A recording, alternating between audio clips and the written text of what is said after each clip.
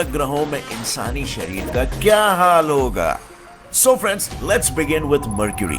Mercury जो हमारे solar system में सन से सबसे क्लोजेस्ट प्लैनेट है, बट ताज्जुब की बात यह है कि सन से इतना क्लोज होने के बावजूद भी वो सबसे हॉटेस्ट प्लैनेट नहीं है। और वो इसीलिए क्योंकि अगर उसके एक्सोस्फीयर की बात करें तो मर्क्यूरी में लगभग कोई एटमॉस्फेयर ही नहीं है। वैसे तो ये exosphere atomic oxygen, sodium, magnesium, atomic hydrogen, helium और दूसरे मिनरल से बना हुआ है, लेकिन फिर भी वो इतना थिन है कि मर्क्यूरी का एटमॉस्फेरिक प्रेशर अपने सी लेवल के प्रेशर से 1 ट्रिलियन टाइम्स कम है, जिसकी वजह से मर्क्यूरी के पास सन की गर्मी रिटेन करने का कोई तरीका नहीं है। और फिर उस पर एक्सट्रीम टेम्परेचर डिफरेंसेस पैदा होते हैं। और एक्सट्रीम से मेरा मतलब है मर्क्यूरी के सन फेसिंग साइड का तापमान 430 डिग्री जितना हो जाता है, and at the same time दूसरे साइड पर टेम्परेचर -173 डिग्री तक चला जाता है। अब अगर ऐसे कंडीशन में कोई ह्यूमन मर्क्यूरी पर कदम रखता है तो सबसे पहले तो वहां की ग्रेविटी में चेंज महसूस करेगा, क्योंकि सोलर सिस्टम का सबसे छोटा प्लैनेट होते हुए मर्क्यूरी की ग्रेविटी 38% ऑफ अर्थ्स ग्रेविटी है।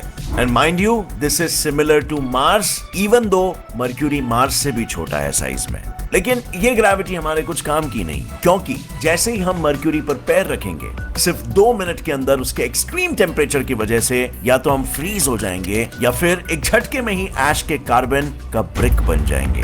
और उस 2 मिनट की भी एक कंडीशन है कि उस 2 मिनट तक हमें अपने ब्रेथ को होल्ड करके रखना होगा।